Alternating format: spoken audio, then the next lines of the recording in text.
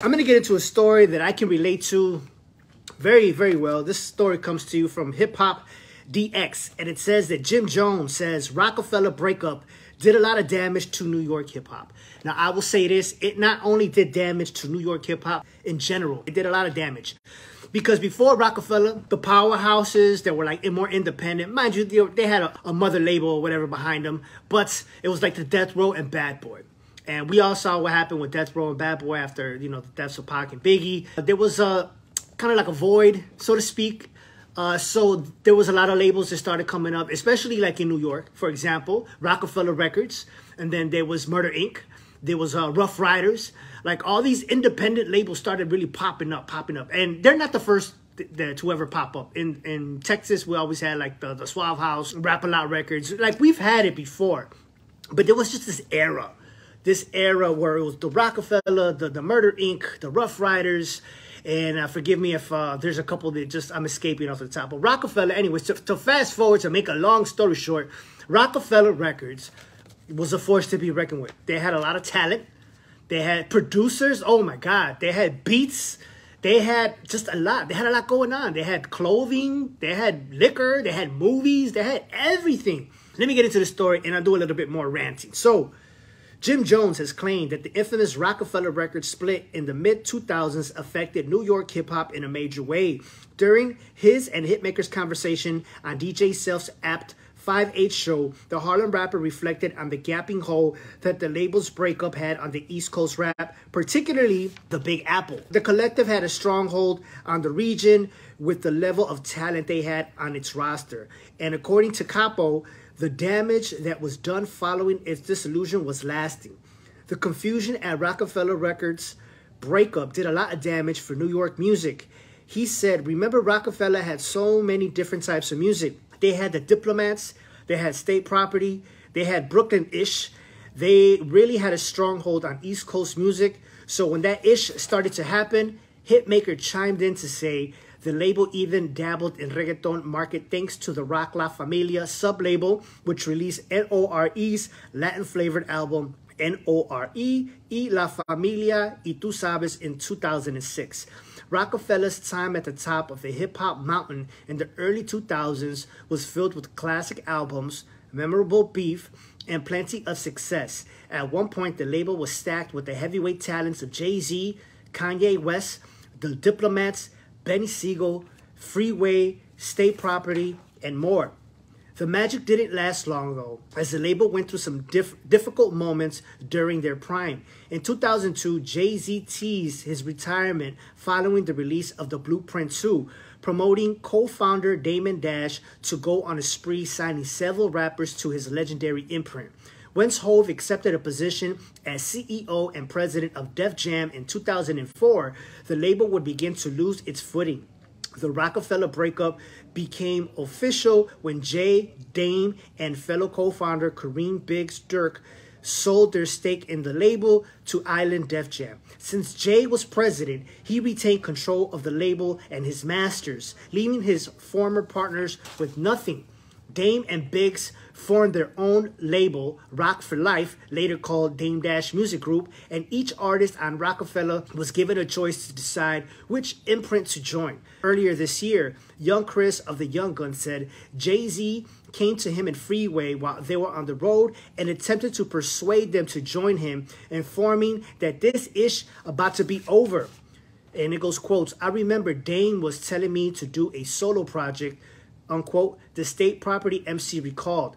Quote, that's kind of why I went with Jay, you know, question mark. My loyalty to Neff, Buck, we already did the first album and I'm following up. You feel me? Question mark. That was my situation, unquote. He added, I think back on it sometimes because I never looked at it as being the Bobby of the group. Dame was probably looking at that ish, but we went with Jay and we did what we did. Does Jim Jones have a point? When ROC-A-FELLA broke up the record label, yes, it affected not only New York hip-hop, just hip-hop in general. ROC-A-FELLA at one point, they were a big force to be reckoned with. Like I just remember like listening to like music on the radio, like when the DJs would spin different records, everything that was coming out of ROC-A-FELLA was just fire. everything that was coming out was just fire. They had, when Kanye West, bro, when he brought those soul samples, oh my God, Just Blaze was doing some bangers as well. They just had a lot of beats, talent, rhymes. Jay-Z, I remember when he came out with the first Blueprint, that's really when I was like, oh snap. You know, I was about to say, oh snap. Jay-Z, okay, I became more of a fan, I'm not gonna lie, after the Blueprint. After Jay-Z teamed up with Kanye West and a little bit of Just Blaze and made that Blueprint album, I was like, okay. And then he came at Nas and Mobb Deep, which is some of my favorite rappers of all time. He came at them, I was like, ooh. But the Takeover, boy, that's one of those songs, man. But anyways, not just them, the Diplomats too. Cameron did his thing, I'm not gonna lie. State Property, they did their thing. Memphis Bleak, I mean, they had something going on there at Rockefeller. And I remember, like, dude, like watching the interviews later on, I remember thinking, man, if you're one of those artists on that label and you know what you have, you see it, and it breaks up, it's like parents breaking up, right? Like, do you go with the mom? Do you go with the dad? It's hard because you love them both. But in this particular situation, okay, let me just say I was a rapper on Rockefeller Records and I found out that they were leaving. Like in this case, a dude from Young Guns was saying, he was like, man, where do I go? Do I go with Jay? Do I go with Dame Dash and the Dash Music Group? And he said he went with Jay. You know what I'm saying? It just wasn't Dame Dash. It was also Biggs. So now Biggs is always like the silent partner. You know, he had the money. Dame Dash was the loud partner. And he spoke his mind to everybody. And some people say that that's the reason why he never really made it after Rockefeller. Like, mind you, yes, he did do the movies. Mind you, he did have his own label and all that. But in comparison to, like, for example, Jay-Z, you know, why didn't Dame Dash, why didn't he continue to move forward after that? And I think a lot of times people were just saying he was difficult to work with. But in Dame Dash's eyes, he was saying it like, you know, if you're on my side, I'm going to defend you to the fullest because I'm not going to let somebody take advantage of you. And I respect that. So if I had to choose, do I go with Dame Dash, who's got a mouthpiece and is going to defend me to the 10th power? I got Biggs.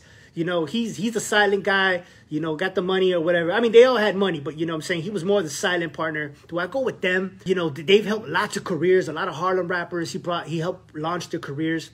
Or do I go with Jay-Z? Jay-Z's humongous, you know, and Jay-Z is now president of Def Jam.